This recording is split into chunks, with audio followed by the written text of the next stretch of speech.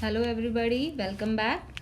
देखिए, आज के इस वीडियो में हम पढ़ने वाले हैं क्लास 6 की प्रश्नावली 3.7 का प्रश्न 1। प्रश्न 1 क्या है, ध्यान से देखिएगा।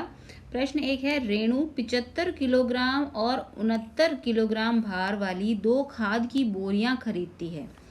यानी रेणु कोई खाद की बोरियां खरीद रही है, 2 बोरियां, और दोनों बोरियों का अलग अलग भार है। एक तो है 75 किलोग्राम और एक का है 69 यानी 69 किलोग्राम भार है।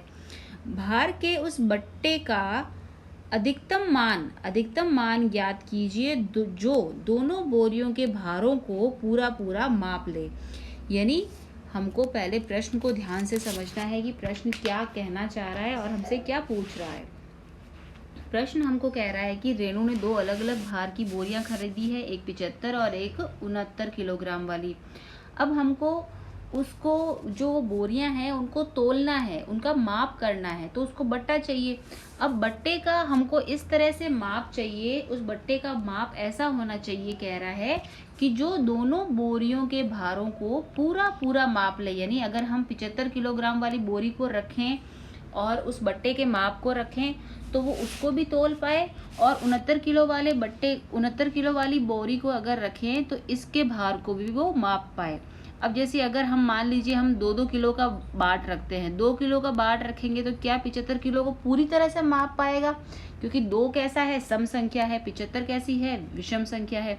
तो क्या 2 किलो वाला बाट इसको और इसको दोनों को पूरी तरह से नाप पाएगा? नहीं नाप पाएगा। तो हमको क्या निकालना है, हमको ऐसे बट्टे को निकालना है, ऐसे बट्टे का माप निकालना है जो दोनों बोरियों को माप पाए। और उस बट्टे का जो वो मान है वो कैसा होना चाहिए? अधिकतम मान होना चाहिए।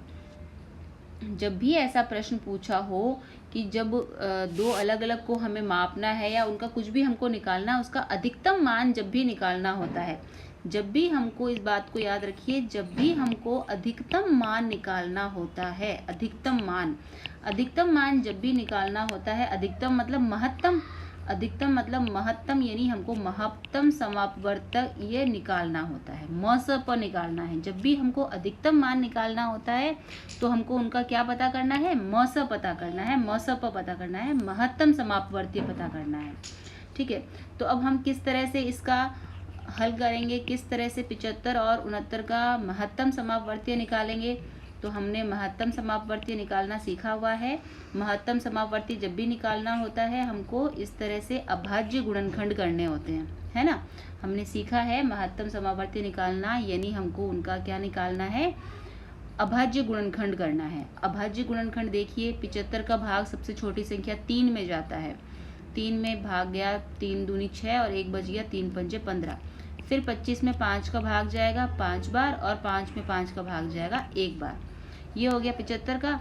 इसी तरह से 69 का निकालते हैं। सबसे छोटी संख्या 3 का भाग जाएगा 2 और 3 23 बार, और 23 का भाग 23 में जाएगा 1 बार। अब देखिए, अब हम क्या करेंगे, अब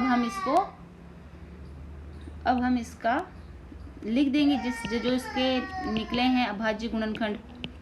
अभाज्य गुणनखंड हमने लिख दिए 75 के 3 गुणा 5 गुणा 5, और 69 के हमने लिख दिए 3 गुणा 23। ये हमने लिख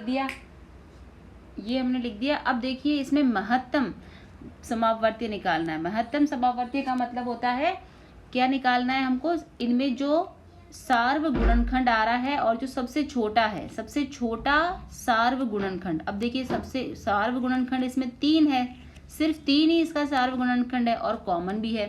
तो इसका सार्व गुणनखंड अगर हम कहें कि सबसे बड़ा सार्व गुणनखंड या सार्व गुणनखंड जो इसका होता है वही इसका मस होता है। ये हमने पिछले वीडियो में इसके इंट्रोडक्शन में पढ़ा था। तो इसका मस कितना आ गया? 3। यानी 3 किलो का बाट जो होगा वो 75 किलोग्राम को भी पूरी तरह से तोल देगा, और 69 किलोग्राम के बाट को भी, 69 किलोग्राम के भार को भी पूरी तरह से तो तोल देगा। तो 3 किलोग्राम जो है हमारा उत्तर है। 3 किलोग्राम जो है इसका सार्व गुणनखंड है, 3 किलोग्राम इसका मसप है। ठीक है, तो 3 किलोग्राम का भार का बाट जो होगा, बट्टा जो होगा, वो 75 किलोग्राम को और 69 दोनों को आराम से तोल पाएगा।